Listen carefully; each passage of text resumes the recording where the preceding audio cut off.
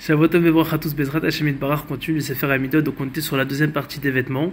Donc on avait dit qu'il y avait une énorme influence que les vêtements ils amenaient sur une personne, tant en bien qu'en mal, et qu'il fallait faire attention. Ça c'était dans le cours précédent, là on continue. Il dit ici Rabbeinu, grâce au récit qui traite des tzaddikim, c'est-à-dire qu'une personne il va raconter maintenant des histoires sur les tzaddikim, sur Baba Saleh, sur Rabbeinu, Rabbi Nachman, sur Rabbeinu Akadosh, le Rabbi Yudanassi, sur le Rambam, sur le Roche, sur le Rib, sur le Rabbi Delbavitch, sur Rabbi Sefkero, sur tous les tzaddikim qui le mérite de protéger, sur David Amelach, etc. Et bien grâce à ça, regardez comment c'est fort, on attire la lumière du Mashiach, on repousse l'obscurité profonde et les misères de ce monde, et on méritera également d'avoir des beaux vêtements beaux et raffinés. Incroyable. Donc, Baruch Hashem, ça vaut le coup de raconter plein d'histoires sur les tzaddikim. Déjà, ça nous renforce dans les Yirat Shamim, dans la crainte de Dieu. En plus, ça nous permet, Baruch Hashem, de pouvoir repousser les mauvaises choses, d'amener que des brachot. 2. Celui qui est habitué à proférer des malédictions n'aura pas de vêtements pour le Shabbat, que Dieu nous en préserve. Il faut faire tradition, ne jamais maudire. En passant, c'est sympathique ce que je vais dire. C'est mieux de dire ça que rien dire, mais vous savez, en Israël, il y a une expression, parce qu'on dit que même si une personne veut maudire une personne, qui dit toujours des choses bien et pas des mauvaises choses que tu préserves.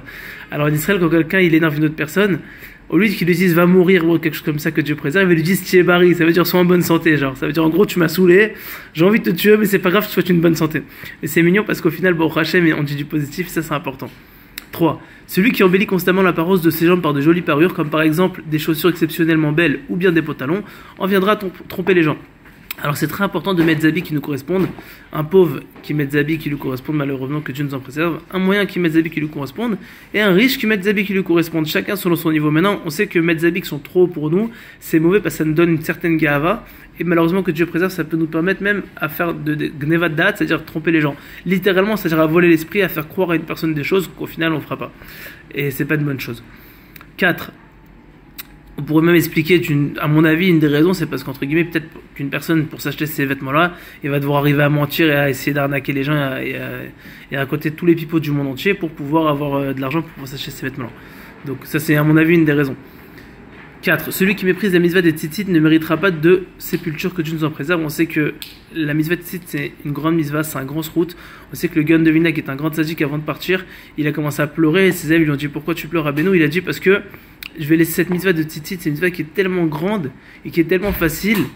Et il a commencé à pleurer dessus, genre pour nous montrer vraiment l'importance de cette mitzvah. Et Rabbi Nachman il parle beaucoup de l'importance des tzitzit, que c'est une shmirat habrit, que ça amène énormément de brachot, etc. Bref, ça aide énormément.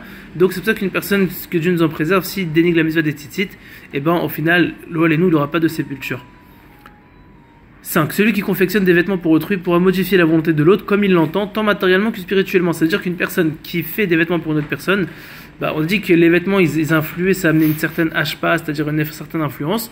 Et bien, grâce au fait qu'il lui fait des vêtements, il pourra modifier sa volonté, tant matériellement que spirituellement. C'est incroyable. 6. Lorsqu'un homme portera un habit de son père, il parviendra aisément à adopter le comportement de celui-ci. Ici, il parle des midot, des traits de caractère. Lorsqu'une personne y met les habits, on peut d'ailleurs voir ça chez les habits des tzaddikim. Vous savez, des fois, ils vendent dans des tombolas les habits, par exemple, de Baba Saleh, ils vendent son talit, ils vendent, je sais pas, le chapeau d'un rabbi, etc. Et il y a une certaine ségoula dedans. Pourquoi? Parce qu'on a dit que les vêtements, ça a une certaine influence sur les autres, sur nous et sur les autres. Et quand on prend l'habit d'un tzaddik qui a transpiré dedans, qui a mis tout son amal, dans le bon sens, quand je transpire, c'est pas il a transpiré parce qu'il faisait 40 degrés, c'est-à-dire qu'il s'est tué dans l'étude de la Torah. J'avais même écouté une belle histoire dessus, qu'il y avait une personne, il était malade, il est parti voir un rave, et quand il est parti voir le rave il est arrivé, il lui a dit tiens, prends mon écharpe, tu vas la mettre, tu vas guérir si tu veux. Il l'a mis, après quelques temps il a guéri, il lui a dit mais qu'est-ce qu'elle a de spécial votre écharpe, Rabbeinu, je comprends pas.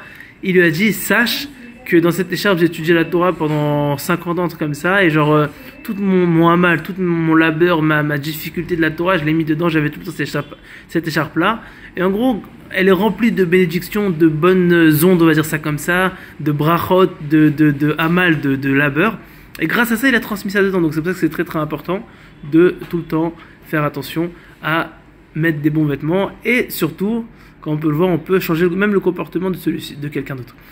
7. Venez manger de mon pain et buvez de ce vin que j'ai mélangé. C'est un pasouk dans les proverbes, on va expliquer.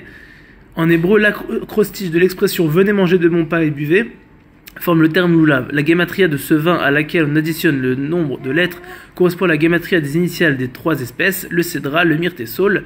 Enfin, la racine de ce que j'ai mélangé est identique à celle du terme soukot. Aussi, le Rebbe nous affirme que, donc ça c'était, je vous avais fait un rapide parce que c'était la dracha, Le Rebbe, donc Rabbi Nachman, il explique que les 4 espèces et celui de la souka, par la misva des 4 espèces, donc le loulav, le etrog, le hadas et la harava. Alors, et aussi, ça c'est 4 espèces qui sont entre guillemets un bloc, c'est une seule mitzvah.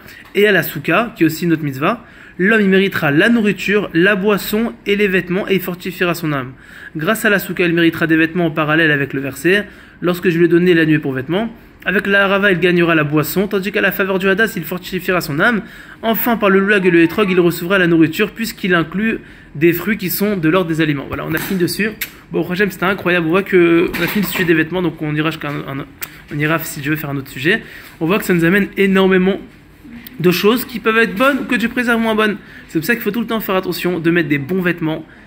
Et faire attention de ne pas mettre des vêtements qui sont troués, qui sont déchirés, qui sont délabrés, de ne pas mettre des vêtements qui appartiennent à de mauvaises personnes, mettre des vêtements qui sont propres, bien, ne pas avoir de taches dessus. Et si Dieu veut, ça nous amènera que des brachot, Bezrat Hashem, Shavuot Tov et Vorach.